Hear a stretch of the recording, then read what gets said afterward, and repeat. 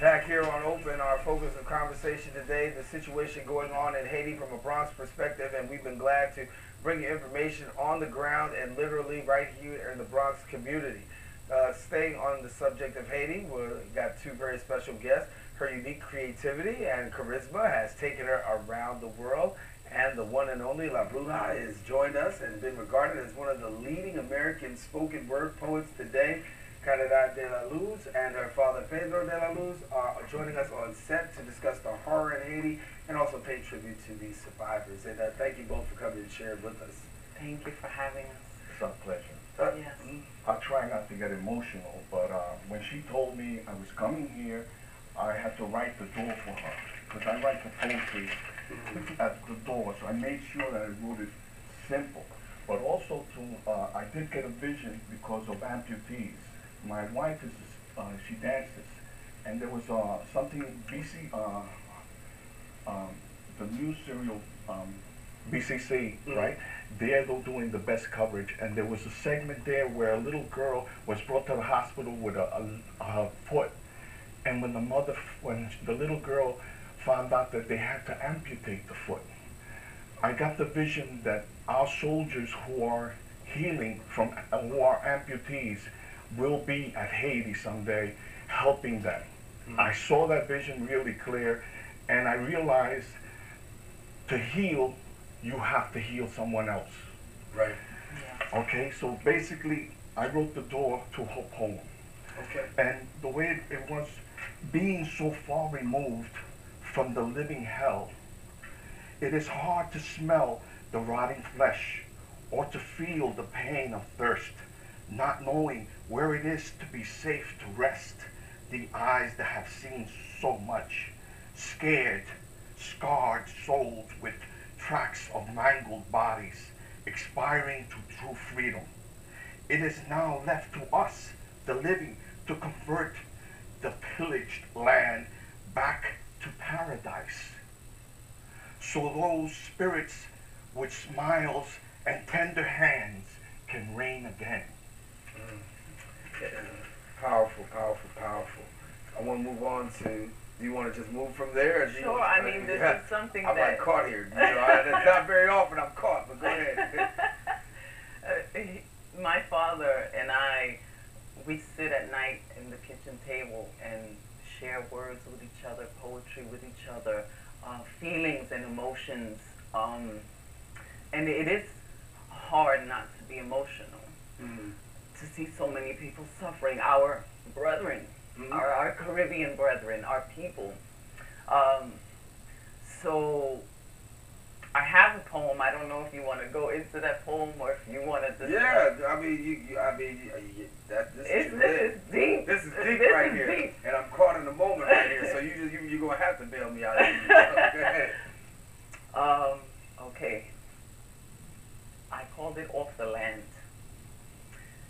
They were taken off their native land, chains placed on their feet, necks, and hands, forced to cultivate an oppressor's demands. They worked the land, preyed on the land, lived on the land, buried in the land. The earth leveled the inequality as it shook. No riches, weapons, or power could change that. Haiti are a strong people with a strong spirit. These are words that I have heard. They will get through this. Now they are looting. Supplies are rerouting. What are you doing?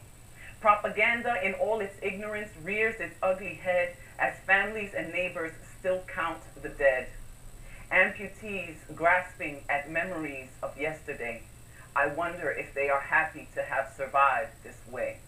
Can they feel gratitude, or is it a lie after almost losing their lives? And all around them, the death tolls rise. I heard them singing in the darkness so they wouldn't cry. Rescuers stay searching through the night. Helicopters fly by, surveying the damage and confusion. Haiti, home of La Revolution, where the laws of Napoleon were rejected by slaves and soldiers that had served their whole lives, generations ready for their freedom, with no support or protection, only the unwanted exploitation that was in enslavement.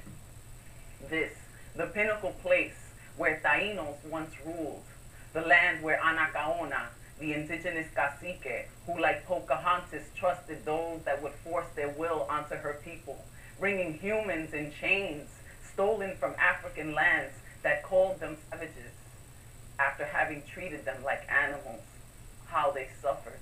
Hundreds of years fighting for recognition, oppressed by the more powerful, abandoned by the spectrum, forced to their land, to turn their land into an industry, supported the world over. More valuable than gold, slaves were said to be, and plantations for tobacco, cotton, and sugar, whose fruits were not sweet, bore rotten flesh in the Caribbean heat. Another day, and some will still cheat death, others will take their last breath. Concrete pin their hands, limbs, and compress. This morning, another aftershock. When will it end, this disastrous unrest? A salute to those that were born of the fighting kind. May you have peace of mind as the watchful eye of the world determines whether to save you or enslave you yet again, support you or exploit you like way back when. May shade cover your tired brow and water quench your painful thirst. May the earth be soft at your feet and the help that you need be brought with God's speed. May it truly be out of generosity and not greed. May you finally become the empire you were always meant to be. Haiti, you can be a home and an example of equality and unity. May you never again suffer such an atrocity. I pray with all the heart in me. May your undying spirit finally become free. Wow. Caridad De La Luz and Pedro De La Luz, thank you so much for coming and sharing with us. And obviously, words really can express some power. And your words have definitely spoken power and hopefully hope to the people. Thank you so much for coming and sharing. Thank you so much. Well, unfortunately, we do have to say, wrap up and say goodbye on this episode of Open. I want to tell you